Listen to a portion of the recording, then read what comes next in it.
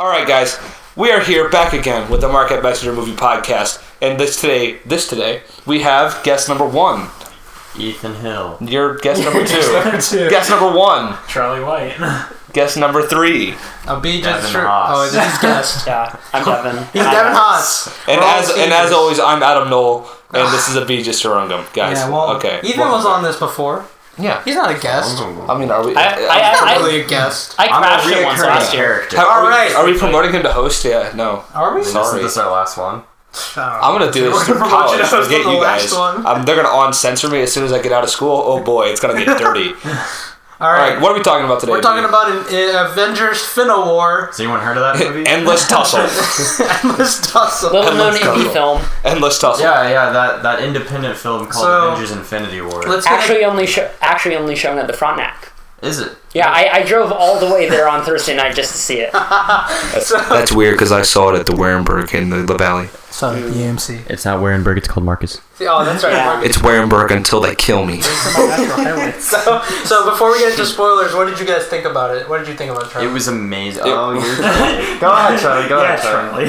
So I thoroughly enjoyed it. I think the villain was probably one of the more complex ones I've ever seen since Vader from Star Wars, and I'm excited. I'm excited to see the next Avengers. Hey, bud. Alex, I know that face you're giving me. It's that I don't agree with you face. No, Are you agree with me? I really enjoyed the Endless Tussle. Mm-hmm. Me Endless too. Tussle. It was one darn good movie, that's for sure. I think they should have just called it Thanos Finna Bout a War with the Avengers. Wait, that's true. That's kind of redundant saying Finna Bout a. Finna Bout it, but it was a Thanos movie. I really think it was a Thanos foremost. movie. Yeah, we'll talk about that later. Is he the main character of this film, Thanos? Arguably, yes. Tony Probably was in screen it quite a bit too. Him and Tony were probably the main characters, honestly. Yeah. I think Thor's got his really good sub. Thor too, yeah. Thor And I don't also. think we're just saying what we like, and this isn't really a recommendation because why do you even need to recommend this movie? Everybody's gonna see it. Just go see it. It's already broken the record for the highest opening weekend. Well, okay. I know a lot of people who are beginning to get Marvel fatigue. Now? And true. before Watch out, Black it's gonna jump Panther, I was kind of starting to get a little bit worn down. Ragnarok. Ragnarok, I loved it because I love Taika Waititi, but I did think, I was starting to get tired. I thought that, Ragnarok was good, but it wasn't really, energizing. It wasn't like, oh, yeah, I want to go rewatch all of Marvel's movies. So I do think it is worth still making the point that even for people who are beginning to suffer from the fatigue, I think that this film does enough bold things that even if you feel like a lot of their movies are a little bit formulaic and you are starting to get tired of, them ruining a lot of dramatic moments with, cheesy humor, there is stuff in this movie for you. Oh yeah, no, What is that? I think formula breaking wise, without getting into spoiler, this broke formula. I like the way they did this movie because the way it's just edited is and I thought this movie was just going to be a mess with the amount of characters, and they did a good job of splitting them up and having different and they keeping were all them brought together organically. It wasn't like DC style. It was just we're we need them together because they go there because reasons. It was. I think the thing that impressed me most about this film is that they managed to make a Marvel flick that didn't feel formulaic to me. Or even though I knew what was going to happen here, they still managed to shock me around every plot turn, I think. And the tone is a lot more darker than the normal MCU movie. But a lot more darker. I always get got on that. Sorry, stop. Okay, enough with my grammar issues. It is a little more darker, but it still keeps those Marvel jokes in it, and you maybe lose my train of thought, but it's okay. I wanted to say that. Thanos is a good character to have in there. He's a great villain, one of the best I think the MCU has to offer. Wait, hang on. You mentioned the humor, and that's something before we move on, I think it is worth saying. I kind of touched on this before. Even though this is a darker movie, I honestly think it's one of the humor in it. I think is perhaps the best done of the humor in any of the movies since maybe the first Guardians, because the Iron Man trilogy had it great, but I've noticed it in Thor Ragnarok and in the second Guardians, whenever there would start to be a really sincere character moment or a really good dramatic moment, they would just cut it with a joke. Exactly. And the Russo brothers have a very good understanding of when humor is okay and when to, actually commit to the drama. The humor has to come from the character and who they are. Like, we can talk about... I'll tell you, like, some of my favorite jokes in the movie, but yeah. And knock, knock. Who's there? Thanos. Thanos who? Thanos finna war with you. Oh! All right. Nothing I can say. Let's get into spoilers. We're going to start with, like, the first... Wait, time out. We have spoilers in 3, 2, 1, go. Alex, you just ruined it for so many people. Except he doesn't die. No, he's dead. He's just not gonna be. He didn't get freezered. He's gonna be back. Let's start from the beginning. I want to start with like the first act where they first show up. Do you guys know what freezers means? What, when Loki dies? Can we do a quick comment? Forget Loki dying. Idris Elba's character. Heimdall. Yeah. Rip Heimdall. I forgot he was a character. Oh wait, what about where's Valkyrie and Thor? I was thinking about both of those. I think they're both alive. Oh, no, because that's my opinion. Charlie theory. No, because in the beginning, didn't Thor say that like half the people he killed like? It wasn't Thor. It was some guy on the walkie. No, but saying he killed half the Asgardians. Does that mean the other ones probably escaped? Like I think they're probably gone. No, I think. But you never saw them. I don't think he killed them all. I think he did say half of them got away. Okay. Well, I don't know about Korg. Korg doesn't really matter, but I don't think that they would kill. I think there's still room for character development there. So yeah, I don't think they killed her. Valkyrie? Hey, where's Lady Sif? She wasn't in Ragnarok either. Yeah, where is she at? I don't know. And also, I want to complain about Ragnarok again because they killed the Warriors 3. Well, and they just glazed over. But this is Infinity. I was fine. I'm still mad. They didn't say anything. And I want to say the emotional weightiness of those deaths are felt a little bit more now when Thor's talking to Rocket. Yeah, and I'm glad they get like. What would happen if Hulk and Thanos fought the like two biggest, strongest dudes? They get that out like right out the way. You're like, he's that wasn't what I was saying at all. Done. Hey, for a second there, Hulk almost got him. No, he didn't. I'm just kidding. No. I think straight up, like I'm done. Hulk. I like the line. I like the line when Thanos is. Forgive me, I don't know his name. He just said, "Let him have his fun." Ebony Maw. Yeah. The Wizard Man. Or so let's do it real quick. Squidward. Talker guy, Squidward, Ebony Maw. Yeah. The chick. The chick. Proxima Midnight. Yeah, I did know Proxima. Number 3 with the guy with the stabby thingy. The stabby thingy. That's Corvus Glaive. Number 4, the big guy. He's super giant. He's a really whack name. With the hammer that like extends with the chain or whatever. Isn't there one like Black Order or something? They're the Black Order. Wait, what's Black Order? Squidward's I don't like the way they say Ebony Maw. Ebony Maw. That's where he goes. I take it the Maw is dead. And he goes, oh yeah. Yeah. His name again? Thanos. That's from the trailer, I remember. His name is Tell me his name again. Purple Nutsack. Okay, so and I want to. Devin's like, we can do that here. I mean, Marquette High School. But what It was. I'm quoting the movie. What the first? That's what he says. Sure. What the first? He calls him. Sure. What the first scene does like really well, like a really good job of is like making you be like, oh, okay, Thanos is a big deal. Like he isn't just a big punchy purple guy. He's got real intentions, and he's gonna beat your butt while very beautifully talking into your ears. I think I like the fact that Thanos is not only the most powerful villain we've ever seen in the MCU, but he's also incredibly vulnerable. You like they're inches away from beating him.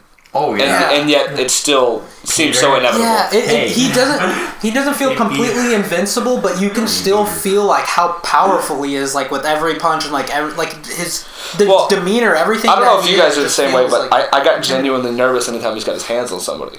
Yeah, like that's actually kind of scary for me. It was like, is this going to be the time where he like anytime he hit Spider-Man, I was like, God, no, not we're back here at the Mark Ambassador Movie Podcast. Anyway, we're good.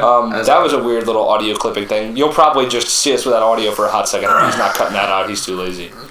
No, as I was saying, I like you're going with most nervous and stuff. As soon as Peter started bumping and he's gonna Spider-Man was over there, I thought that was where Spider-Man dies. The gauntlet's just gonna catch him. Yeah, and then just like that, but that whole scene, by the way, the fight on Titan, I think that might be in the top 2 scenes in the MCU. Like that might be one. I think Wakanda's cool to fight. No, Black Panther was kind of overrated. No, I thought when Thor showed up, that was the coolest part of the film. That was very Sorry. I thought that was cool, but like the whole Wakanda scene itself, like they kind of wasted Captain. Like they didn't do anything. Like I know they they did.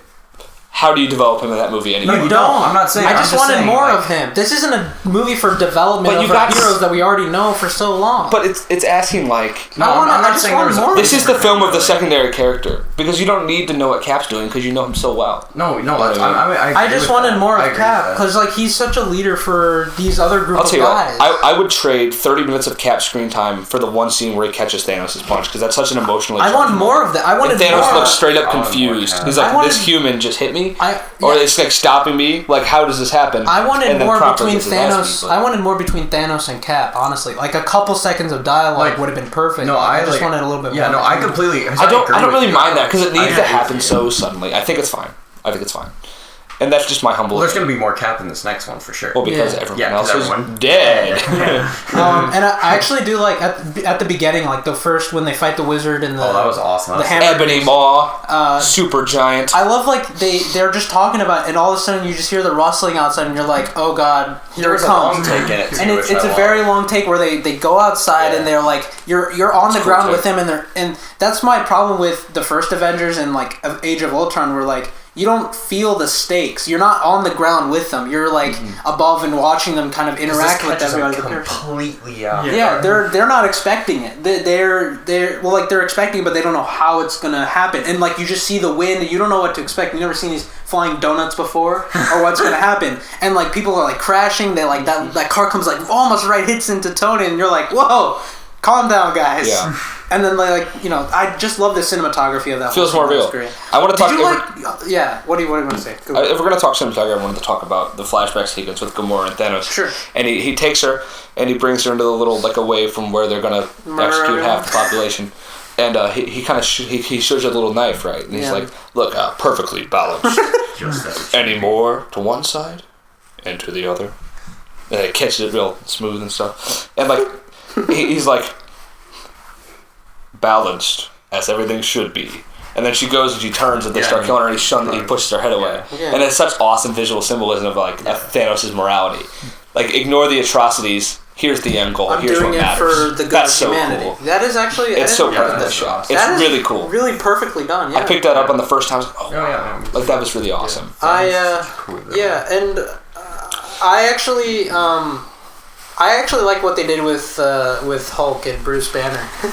I thought it was really great what they did. It's such a classic thing to do, like from comic panels. There's always a half and half face. It's such a cool imagery. Piece of imagery. Well, they did that a little bit in Ragnarok, but it kind of it rolled over. In the moment he the fact that the Hulk doesn't want to come out, like that's cool. Well, because he gets his butt beat by Thanos and he's just scared to do anything. Like you see him in the Hulkbuster, he's like, "Come on, Hulk," and his whole head comes out. He's like, "No," and then he goes back in. You're like, I'm still of the mind that if Banner was going to die, the Hulk would have to do something.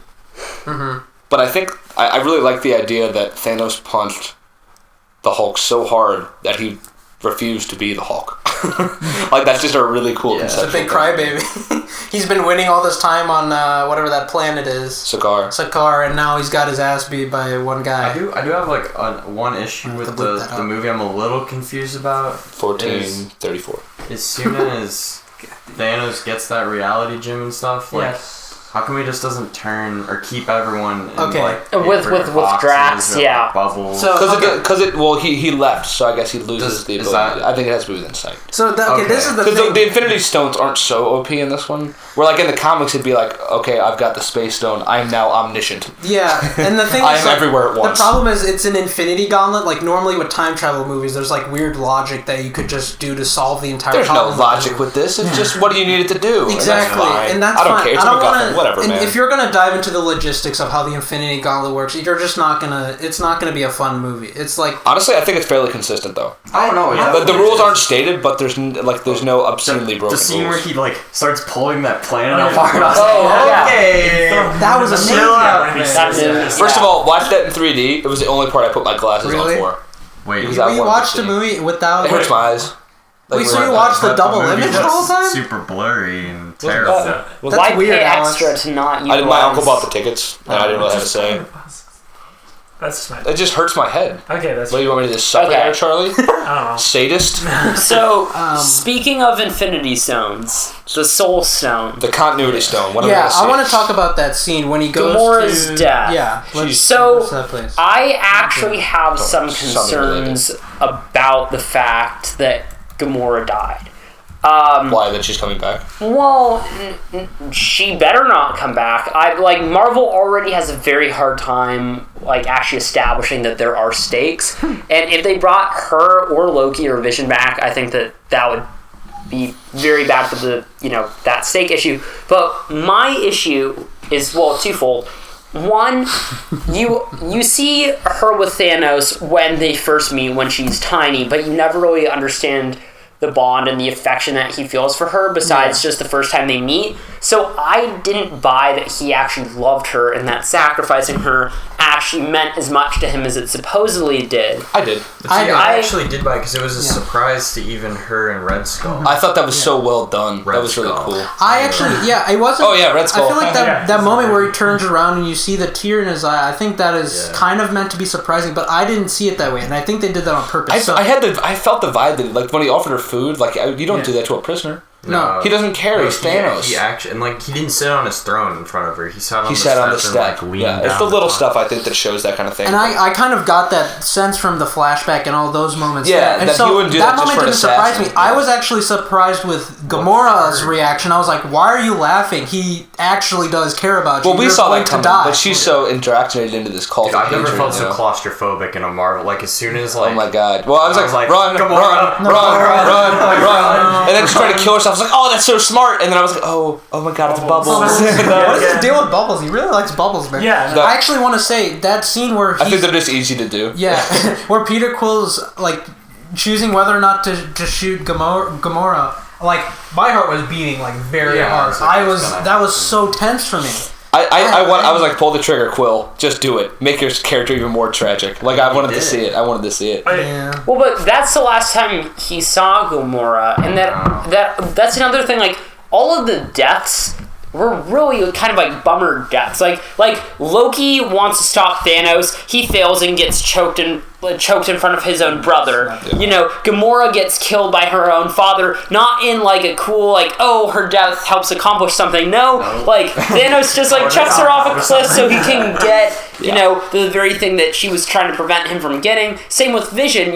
Vision tries to sacrifice himself for the rest of them, only to have that be reversed and die for nothing. So if you look at the deaths, they were all really kind of hopeless and depressing deaths, which I like. That's a theme that comes around in this movie a lot. It's a sacrifice. It happens a lot. A lot of the times when people sacrifice, every time something is sacrificed, Thanos that's the only one I think that makes sense as a sacrifice for and a greater good is Doctor Strange. Yes, but a lot of the sacrifices, every time there's a sacrifice, Thanos gets a stone.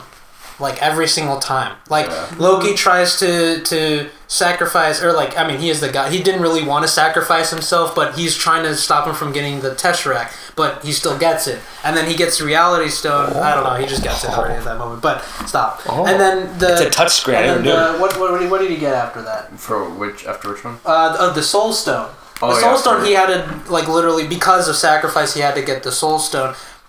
Doctor Strange gave up the Time Stone to sacrifice himself so that Tony, humanity for Tony or for humanity, that can be argued either way. And then he's seen that one possibility. Yeah, and then the one moment when someone actually is actually going to make the sacrifice fully, all the way, is Scarlet Witch and Vision.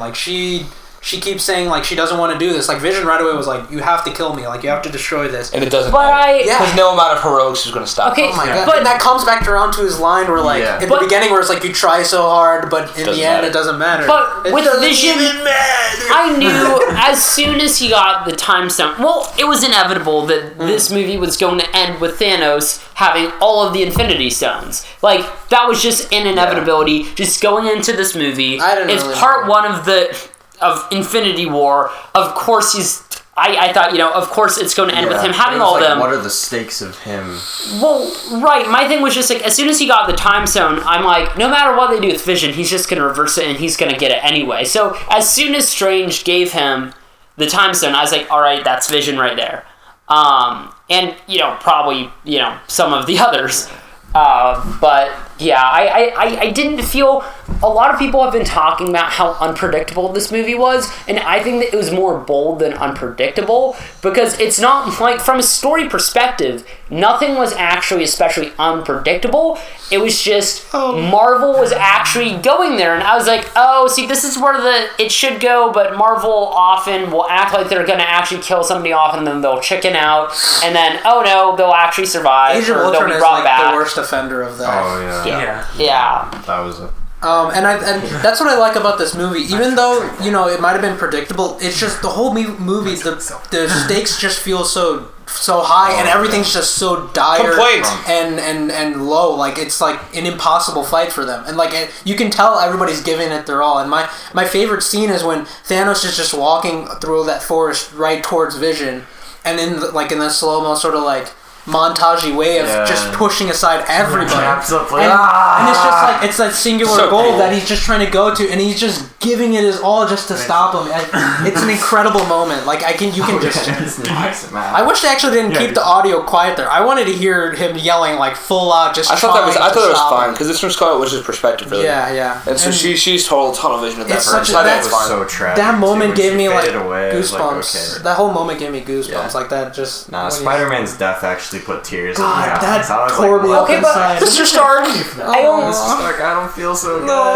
Yeah, you can tell me he's going to come back all day, but that's still an emotional way to death, because really watching a kid die who's like really just super in over his head, but he just wants to do good, like it's just emotional. And it's these two guys who's been looking because it's my suspension of disbelief. If you think that was sad, watch like City of God, or some other movie. We don't need to talk about the saddest movie. No, but okay, but there's a difference because I didn't grow up with these City of God kids.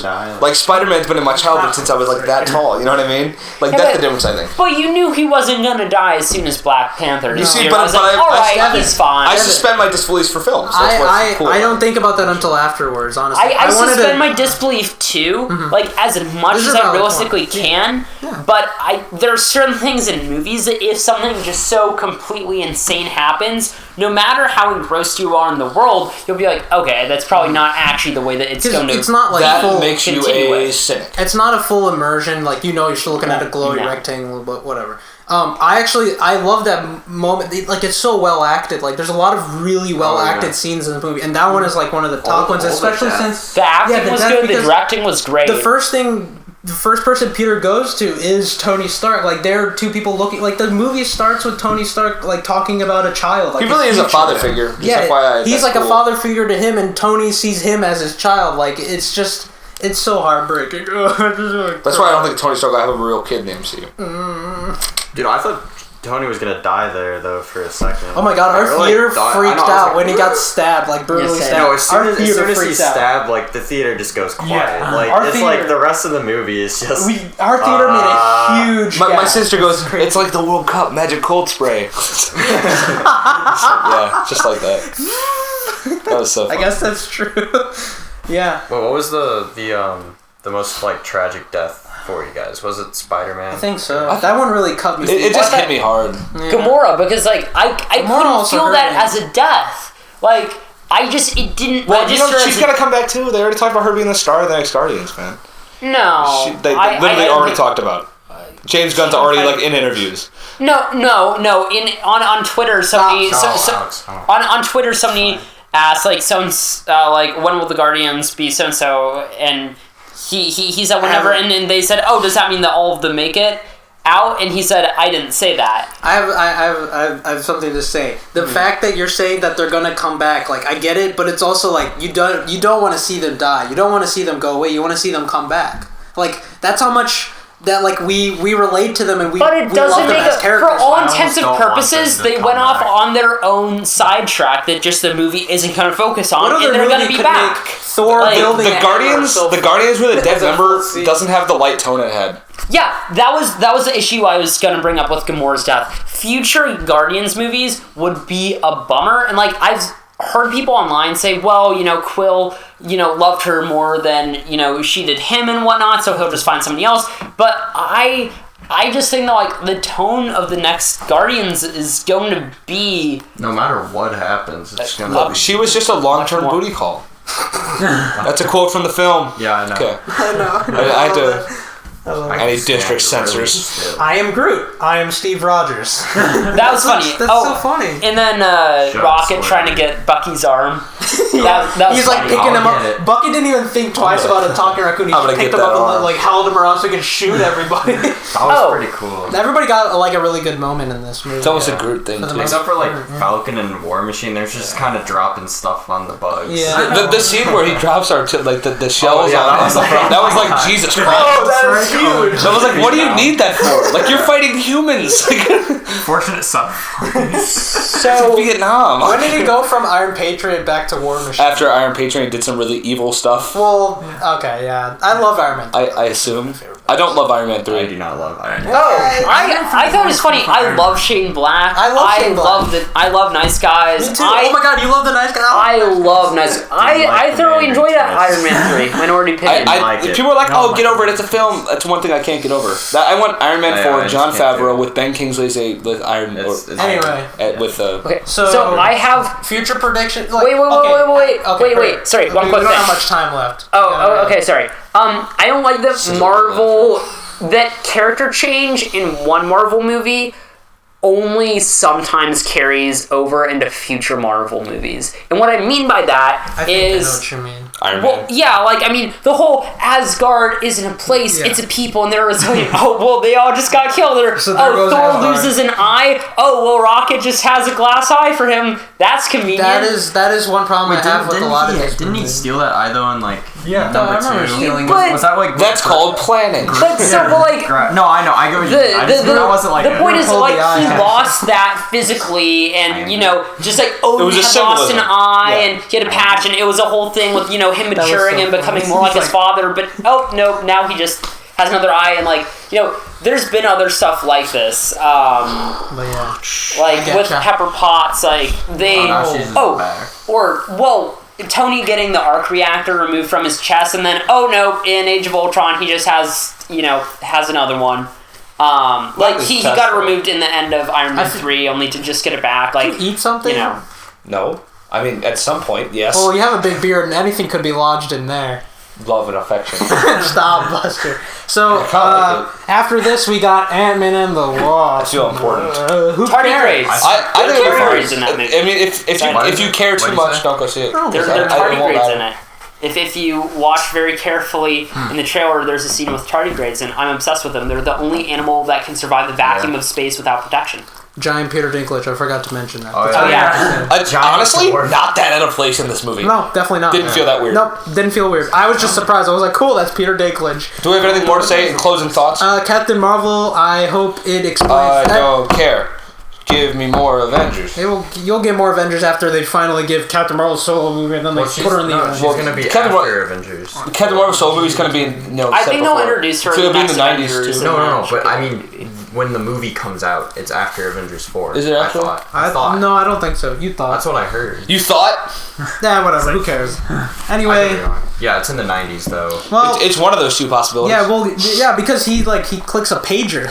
That's like analog tech from the 90s. It was a super pimped pager. Before? Were they waiting for Thanos to come? I think it's like, call me when you really need me. Like, they hadn't really exhausted all their resources on the Chitauri stuff, and Ultron hadn't spread that much. Hawkeye isn't in it, Ant-Man isn't in it. Hawkeye, I feel like he's going to be in Ant-Man and the Wasp. I think also because Iron Man's not there, he can't get a hold of Iron Man. Also, so he's assumed he needs some other help. I don't know. I don't care where it's going to get explained. I think the after credit scene was a good job of saying okay, we're going to take the stuff that happened at the end of Infinity War, like you see helicopters crashing, actually shows crashing. People are dying from people dying too. Yeah, that's crazy. And then it also sets up with he's using a pager, which no one uses anymore, to contact Captain Marvel. So it's like, cool, we're getting Captain Marvel next, but why hasn't she been around for this long? They'll explain. It'll be explained. It'll be explained, obviously. Maybe she's in hypersleep. Well, this has been episode 8, 9, 10, 14 million of the Market Messenger podcast. I'm not familiar with that number. Thank you so much for watching. I hope you all enjoyed Infinity War, and not just for the punching and the big purple guy who punches things with the big storytelling. Why is Gamora? Why is Gamora? I'll do you one better. Where is Gamora? I'll do you one better. Why is Gamora? I want to go see it again. I want to see it again too. Saturday night. I don't care. Let's see you Saturday night. I don't care about your stupid That'll plans. be my See you three. later. That'll be my third That'll time. be my second. Okay, bye. This has been the Market Manager Review Podcast.